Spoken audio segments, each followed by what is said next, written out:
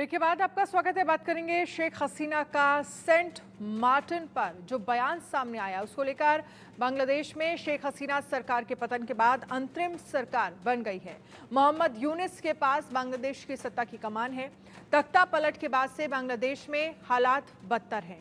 हिंदुओं को निशाने पर लिया जा रहा है, हमले हो रहे हैं। बांग्लादेश छोड़ने के बाद पूर्व प्रधानमंत्री शेख हसीना भारत में हैं। शेख हसीना ने बांग्लादेश में उपजे हालात के लिए अमेरिका को जिम्मेदार ठहराया है। शेख हसीना का आरोप है कि अगर सेंट मार्टिन द्वीप अमेरिका को सौंप दिया जाता तो उनकी सत्ता बनी रह सकती थी। हसीना ने कहा है कि अमेरिका को सेंट मार्टिन द्वीप नहीं सौंपने के कारण उन्हें सत्ता से बेदखल होना पड़ा। सत्ता जाने के बाद एक अंग्रेजी अखबार को दिए इंटरव्यू में शेख हसीना ने ये पहली प्रतिक्रिया दी है। ऐसे में अब सवाल ये उठ रहा है कि आखिरकार अमेरिका के लिए सेंट मार्टिन द्वीप जो है वो क्यों महत्वपूर्ण है, क्यों ज़रूरी है, क्यों चाहता है अमेरिका सेंट मार्टिन द्वीप। ये एक ऐसा सेंट मार्टिन द्वीप है जिसको लेकर अगर हम देखें तो चीन की भी नज़र इस द्वीप पर रहती है, अमेरिका की भी नज़र इस द्वीप पर रहती है। रुबेंद्र सचदेवा विदेश मामलों के जानकार हमारे साथ जुड़ गए हैं। रुबेंद्र सचदेवा जी, सबसे पहले मैं आपसे ये समझना चाहूंगी, जो बयान आया है शेख हसीना का जिसमें वो कह रही हैं कि अगर सेंट मार्टिन द्वीप अमेरिका को मैं दे देती तो मेरी सरकार बची रहती, मेरी सरकार नहीं जाती। ऐसे में अब सवाल ये उठ रहा है कि सेंट मार्टिन द्वीप आखिरकार अमेरिका के लिए क्यों जरूरी हो जाता है। देखिए, दो बात है। एक तो ये सेंट मार्टिन द्वीप जरूरी हो जाता है अमेरिका के लिए जियोपॉलिटिक्स के हिसाब से, वो अपनी navy expansion, Bay of Bengal, Indian Ocean and even Bharat को भी एक तरह से कुछ अपने दायरे में रखने का। परंतु मैं शेख हसीना के इस दावे से कंप्लीटली डिसएग्री करता हूं कि सेंट मार्टिन द्वीप को लेकर अमेरिका ने उनकी सत्ता गिराई। मेरे विचार से ऐसा, देखिए, अमेरिका को ठीक है, मानिए सेंट मार्टिन चाहिए था, राइट। अब अमेरिका क्या अपनी कैलकुलस में उसे इतना अंदाजा नहीं है कि शेख हसीना की सरकार गिरी तो दूसरी कौन आएगी? दूसरी आएगी बीएनपी और जमात।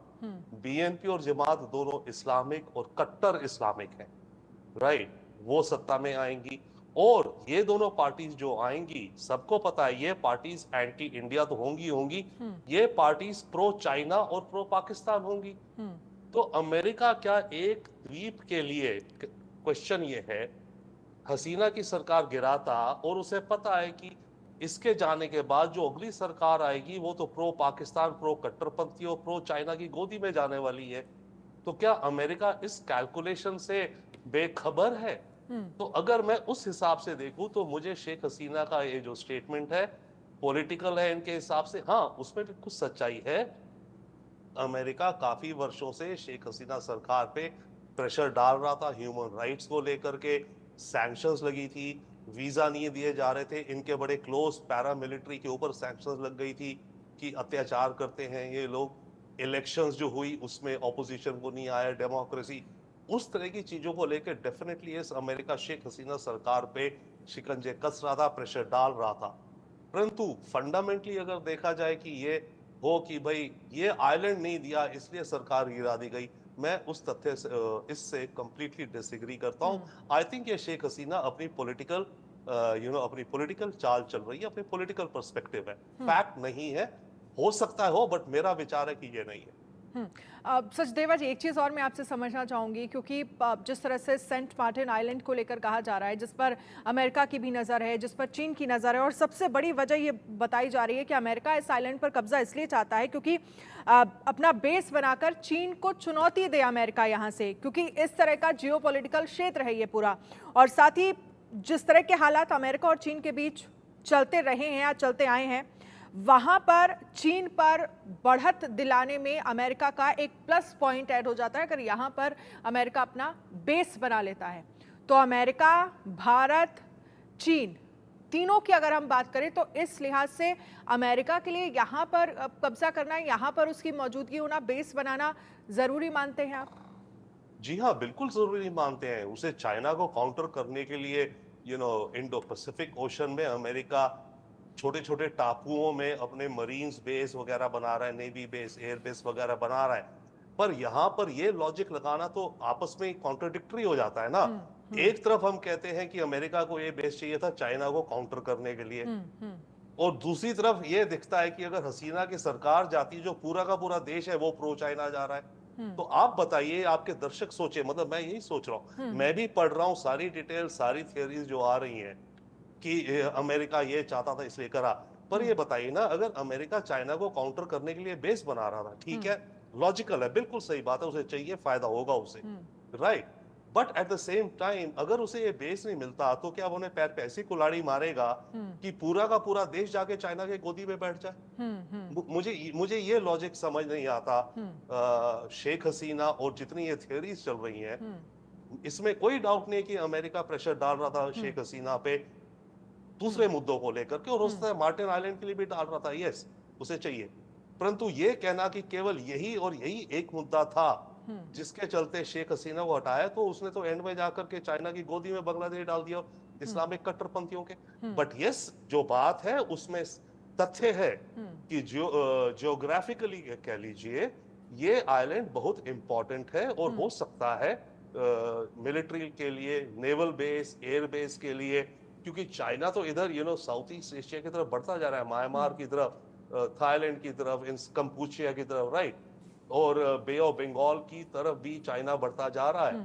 तो ऐसे में यहाँ पर अमेरिका का बेस होना मिलिट्री स्ट्रैटेजी से डेफिनेटली जरूरी है। परंतु क्या इतना जरूरी है कि ये बेस ना मिला और उसके बदले आपने ये करवा दिया कि आपने पूरा देश, बांग्लादेश को चाइना की गोदी में डाल दिया? ये ऑक्सीमोरॉन है। लेकिन लेकिन ये जो अंतरिम सरकार वहां पर बनी है, जिसमें कई मोर्चे हैं, और इस सरकार को लेकर भी बहुत कुछ कहा नहीं जा सकता कि कब तक ये सरकार चलेगी। हिंदुओं को लेकर वहां पर किस तरह के हालात बने हुए हैं, हिंदुओं को टारगेट किया जा रहा है, मंदिरों में आग लगाई जा रही है, तोड़फोड़ की जा रही है। दूसरी तरफ शेख हसीना का एक और बयान सामने आता है। उनका बेटा ये कहता है, कल तक तो हालांकि ये नहीं कहा जा रहा था कि वो वापस आएंगी या जाएंगी, और बेटा ये कह रहा था कि वो कभी भी बांग्लादेश वापस नहीं आएंगी। अब अचानक से ये बयान सामने आता है, शेख हसीना ये कहती हैं कि वो वापस आएंगी। उन्होंने अपनी सत्ता को इसलिए छोड़ा, उन्होंने रिजाइन इसलिए किया कि वहां पर ज्यादा लोगों की मौत ना हो, ज्यादा लाशें ना बिछे, इसलिए उन्होंने रिजाइन दिया, लेकिन वो वापस आएंगी। ये इशारा शेख हसीना का किस तरफ है, और जिस तरह से अमेरिका को लेकर वो खुलकर और कॉन्फिडेंस के साथ बोल रही हैं, आप इसके जरिए क्या संदेश मानते हैं? देखिए, दो चीजें, एक तो नो डाउट चाहे शेख हसीना को डिपोज कर दिया गया, उनको भगा के निकाला गया देश से, बट अवामी लीग जो पार्टी है उसके बड़े सारे सपोर्टर्स हैं, राइट। पिछली इलेक्शन जो भी हुई जिसमें ऑपोजिशन सारा बॉयकॉट करा, पर फिर भी बांग्लादेश के करीब 40% लोगों ने, या 35, 36, 38 ने अवामी लीग को सपोर्ट किया। अभी फिलहाल हालात ये हैं कि शेख हसीना की पार्टी ने जोर जबरदस्ती इतनी करी ऑपोजिशन के खिलाफ और करप्शन और ये सारे मामले कि अवाम एक भड़क गई, इनको निकाल दिया। परंतु अवामी लीग कोई पार्टी डिसअपेयर थोड़ी हुई है। कल को अभी जो इंटरिम के बाद जो बीएनपी सरकार आएगी, अगर आई जमात और बीएनपी के मिलके, ओके, और मानो अवामी लीग लड़ी, ज्यादा सीटें नहीं आई इस समय, बट 3-4 साल 5 साल में अवामी लीग एक तबका है, एक बहुत बड़ी पार्टी है, तो वो तो आएगी, वो रोल प्ले करेगी। अब बात यह कि क्या शेख हसीना जाकर के दोबारा कमान संभाल सकती हैं या नहीं इस पार्टी की, आई थिंक वो प्रश्न अभी ओपन है। फिलहाल के माहौल में तो शायद चांस बहुत कम है कि वो जाकर के अवामी लीग का सत्ता संभाले। परंतु अभी जो इंटरिम सरकार बनी है, इसको 90 दिन की सरकार है, बांग्लादेशी कॉन्स्टिट्यूशन में 90 दिन के अंदर इलेक्शन होनी है। तो अब जो इलेक्शन होनी है उसमें अवामी लीग के लोग भी लड़ेंगे। भाई, अवामी लीग एक पॉलिटिकल पार्टी है, उनका अपना सिंबल है या होगा, राइट, और बहुत सारे पॉलिटिशियंस उनके हैं जो लड़ेंगे, ओके। कुछ को तो मारा जा रहा है जो कि शेख हसीना के बहुत क्लोज थे, राइट, इसके एडवाइस, बट फिर भी अवामी लीग के पार्टी के कैंडिडेट्स लड़ेंगे, और हो सकता है उनमें से मानिए ज्यादा हार जाएंगे, पर कुछ तो आएंगे। तो अवामी लीग एज अ पार्टी तो इस इलेक्शन में लड़ेगी, अनलेस शेख हसीना या अवामी लीग ये डिक्लेयर कर दे कि हम इलेक्शन बॉयकॉट करते हैं, हमारी पार्टी, ठीक है, वो आप छोड़िए, अदरवाइज अवामी लीग लड़ेगी, इनकी सीटें कम आएंगी, जो अभी माहौल दिखता है बांग्लादेश में।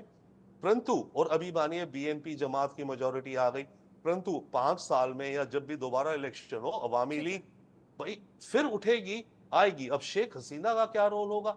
Lastly to the point of American, देखिए एक चीज है, जो पॉलिटिक्स चलती है हमारे सब कॉन्टिनेंट में, बांग्लादेश में भी, शेख हसीना अपने को तो ब्लेम करेंगी नहीं कि मेरी पॉलिसीज गलत थी इसलिए ठीक मेरे है। को हटाया गया। वो ब्लेम करेंगी एक फॉरेन हैंड। ठीक है फॉरेन सर। हैंड कौन दिखता है? इंडिया, अमेरिका और चाइना। इंडिया को वो कह नहीं सकती, चाइना का कोई ज्यादा नहीं है, अमेरिका गोरे एंटी वेस्ट, तो वो उसको भुना रही है पॉलिटिकली। ठीक है, बहुत बहुत शुक्रिया रोबेंद्र सचदेवा जी हमारे साथ बातचीत करने के लिए, इस चर्चा में शामिल होने के लिए। एक छोटे से ब्रेक के लिए रुकिए।